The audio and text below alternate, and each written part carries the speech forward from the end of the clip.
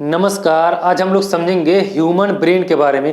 हमारे शरीर का सबसे प्रमुख अंग होता है ब्रेन, क्योंकि जो भी हम लोग काम डिसाइड करते हैं, चाहे सोचना, समझना, बोलना या ठंडी गर्मी, दुख दर्द, भूख प्यास, ये सब काम जो होता है हमारे ब्रेन के अंदर कई पार्ट होते हैं, उसके अलग अलग काम होते हैं, जैसे cerebrum, hypothalamus, thalamus, pituitary gland, mid brain, medulla, spinal code, cerebellum, इसके अलग अलग काम होते हैं। इसको हम एक एक करके समझेंगे।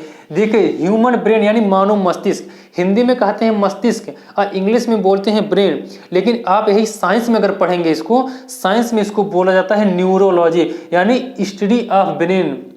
ब्रेन के अध्ययन को न्यूरोलॉजी बोला जाता है। हमारे शरीर में पूरा शरीर जो एक दूसरे से जुड़ा होता है उसको बोला जाता है नर्वस सिस्टम।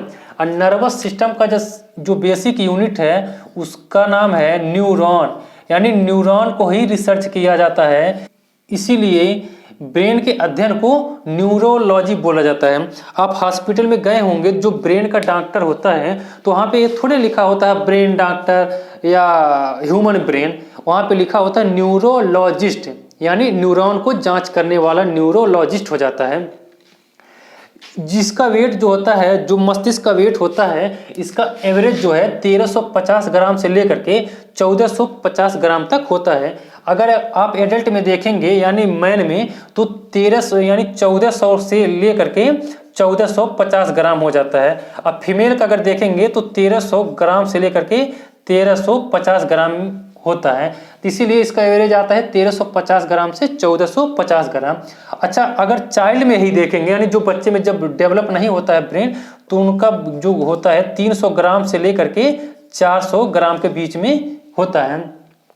जो हमारे मस्तिष्क का जब डेवलप होता है, ये 5 से 7 साल के बीच में ही पूरे मस्तिष्क को डेवलप हो जाता है। ऐसा नहीं कि जो 5-7 साल का बच्चा है उसको हम कुछ बोलेंगे या बुलवाएंगे तो अच्छे से बोल पाएगा, इसका ये मतलब नहीं होता है। डेवलप मतलब ये होता है जो इसके अलग अलग फंक्शन होते हैं वो डिवाइड हो जाते हैं 5-7 साल के बीच में। अब हम आगे समझते हैं।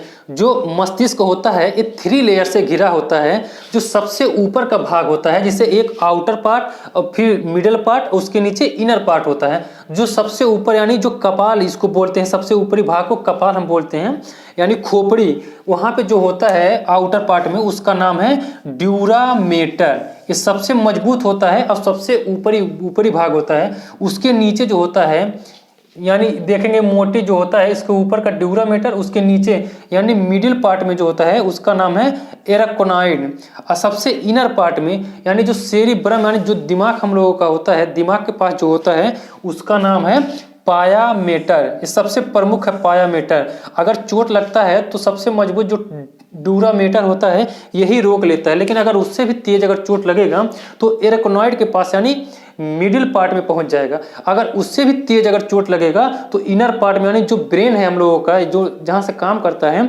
वहां पे पायामीटर के पास अगर पहुंच जाएगा तो इंसान का बचना मुश्किल हो जाता है। 99% खत्म हो जाता है अगर पायामीटर के पास चोट उसके पहुंच जाएगा। अब इसके अलग अलग जो पार्ट हैं इसके बारे में हम समझेंगे। आप इतना स्क्रीनशॉट ले लीजिए, फिर हम आगे बताते हैं। अब हम लोग समझेंगे ब्रेन के अलग अलग पार्ट। जो हमारा मस्तिष्क है ये 3 पार्ट में डिवाइड है। एक फोर ब्रेन, इसको हिंदी में बोलते हैं अग्र मस्तिष्क, यानी जो हमारे आगे का भाग होता है उसको हम बोलते हैं फोर ब्रेन। और दूसरा है मिड ब्रेन यानी मध्य मस्तिष्क। और तीसरा है हिंड ब्रेन यानी जो पश्च मस्तिष्क, जो हमारे पीछे का मस्तिष्क आता है उसको हम बोलते हैं हिंड ब्रेन।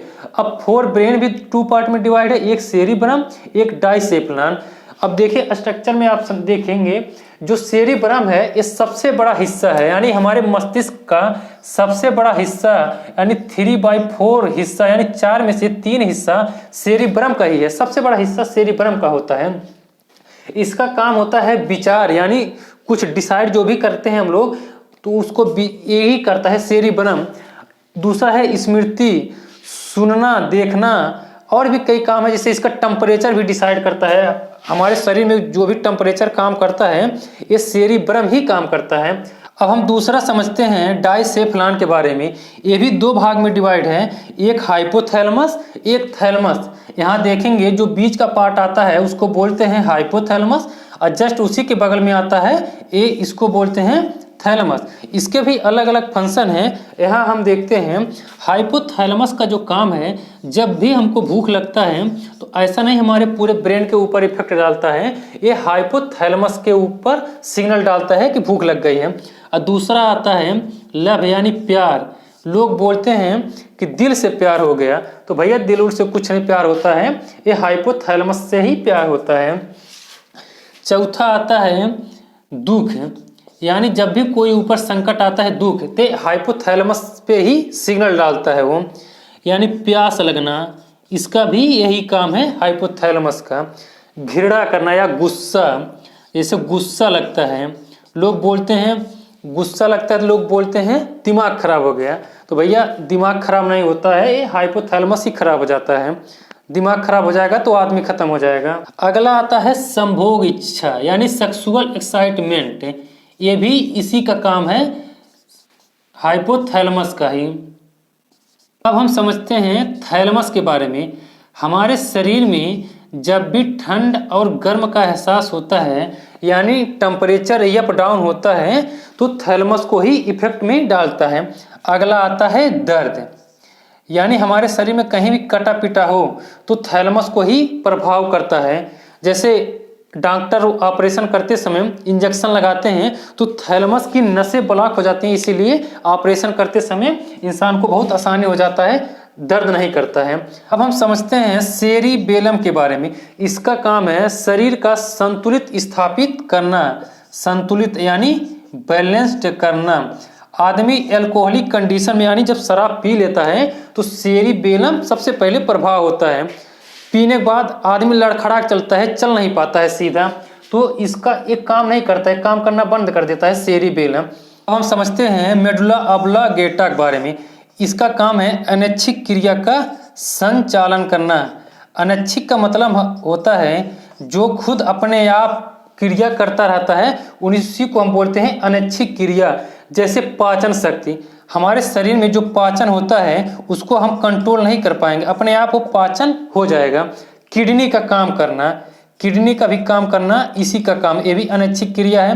किडनी का जो भी फंक्शन होता है, फिल्ट्रेशन होता है पानी का, वो करता रहता है फिल्ट्रेशन। श्वसन यानी जो भी हम सांस लेते हैं इसको भी बिल्कुल हम रोक नहीं पाएंगे। और धड़कन होता है जो धक धक करता है तो उसको भी हम रोक नहीं पाएंगे। ये पूरा मेडुला ऑब्लांगेटा का काम है। अब हम समझते हैं पिट्यूटरी ग्लैंड के बारे में। इसको हिंदी में पीयूष ग्रंथि के नाम से भी जाना जाता है।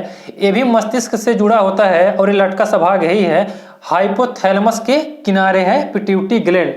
इसका काम होता है शरीर के वृद्धि में सहायक। उसके बाद आता है मिड ब्रेन। मिड ब्रेन का कोई पार्ट नहीं होता है, बस इसका जो ये फोर ब्रेन और हिंड ब्रेन यानी अग्र मस्तिष्क और पश्च मस्तिष्क को दोनों जोड़ता है। उसके नीचे आता है पोन्स, उसके नीचे आता है एक मेडुला। मेडुला के बारे में भी हमने बता दिया, ये भी अनैच्छिक क्रिया है। एक आता है सेरिबेलम, ये सबसे छोटा पार्ट है, ब्रेन का सबसे छोटा पार्ट है, और सबसे पीछे यहाँ पे आता है सेरिबेलम। इसके बारे में भी हमने बता दिया है, संतुलित स्थापित करता है शरीर का। यानी जैसे हम लोग एल्कोहलिक हो जाते हैं, शराब पी लेते हैं, तो ये सेरिबेलम काम नहीं करता है। सबसे नीचे यानी जो गर्दन का है, जो हमारे इससे जुड़ा हुआ है, उसको बोलते हैं स्पाइनल कोड। हिंदी में बोलते हैं इसको मेरुरज्जु। मस्तिष्क के बारे में हमने जो भी बताया है, आप लोग सारे पॉइंट ध्यान रखेंगे। क्वेश्चन पूछता है, डायरेक्ट आपसे क्वेश्चन पूछ लेता है यहाँ पे, जैसे स्पाइनल कोड किससे जुड़ा रहता है, तो ये आप लोग ध्यान रखेंगे। आज के लिए बस इतना ही, अगली बार किसी और टॉपिक पे मिलते हैं, तब तक के लिए धन्यवाद।